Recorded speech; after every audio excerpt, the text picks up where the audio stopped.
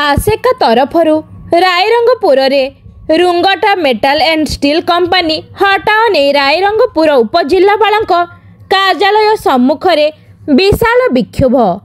आज आसेका तरफरु कंटाबणी दांडबोस आनंदपुर ग्रामवासी विभिन्न राजनैतिक दलर नेतृवृंद विभिन्न आदिवासी संगठन तरफरु एक मिलित विक्षोभ कार्यक्रम अनुष्ठित होइथिला।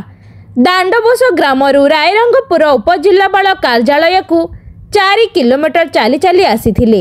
हाथरे धनु तीर अस्त्र शस्त्र धरी पारंपरिक वेशभूषा ढोल धुमसा बजाई शोभा यात्रा पहुंची थिले।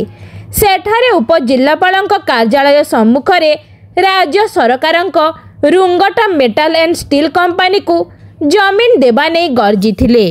एठी निरीह आदिवासी मूल्यवान जमी को रुंगटा कंपनी को हस्तांतर करा न जाऊ। जंगल जमी माटी आदिवासी पंचम शेड्यूल अंचलर ग्राम सभारे स्वच्छता अवलंबन करा जाऊ। निरीह आदिवासी उपरे पुलिस लाठी चालना बंद हेउ।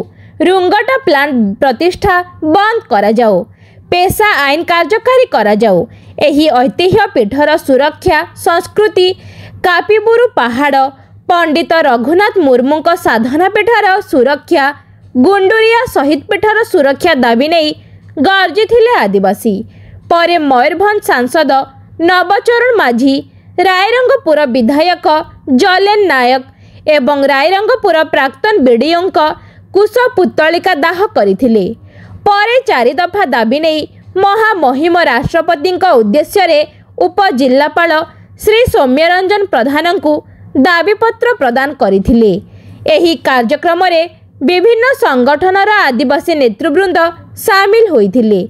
मयूरभंज रायरंगपुररु मोरारी मोहन महापात्रଙ୍କ रिपोर्ट अनुध्यान टीवी।